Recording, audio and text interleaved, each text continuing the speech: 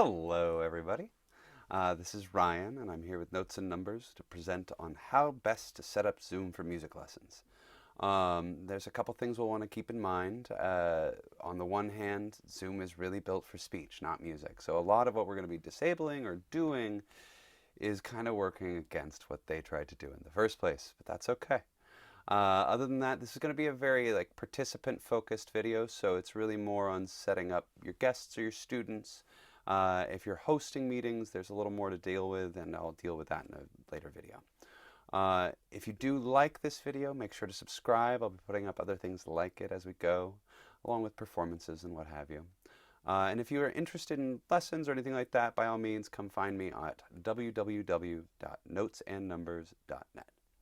Thanks so much. So, we're going to get started with iPhone Zoom setup for music lessons.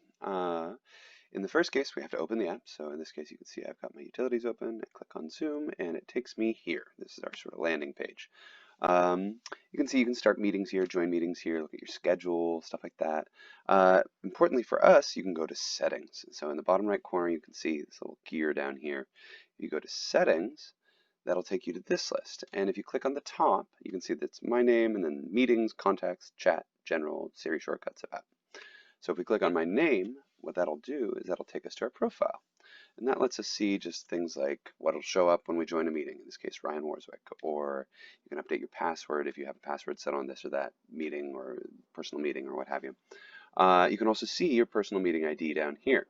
They'll give you one no matter what, but if you do have a pro account, then you can customize it as you like. I set mine with my business phone number. In any case, if instead of my profile we had picked meetings, then we end up here. And there are more settings than this, but if you scroll to this point and find in particular use original sound, that's the most important one we want to make sure to hit. And long story short, Zoom's really built for speech, but we need it to work for sound.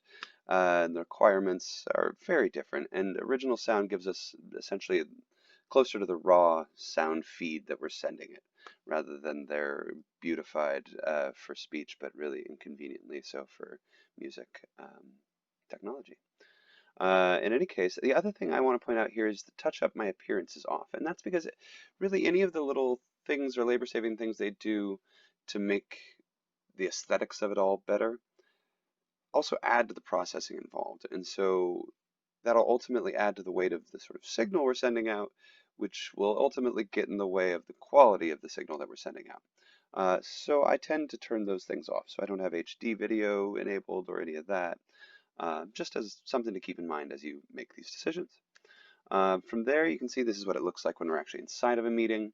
A few things to note. You can see along the bottom various options about like turning on or off your volume, your video, sharing content if that comes up.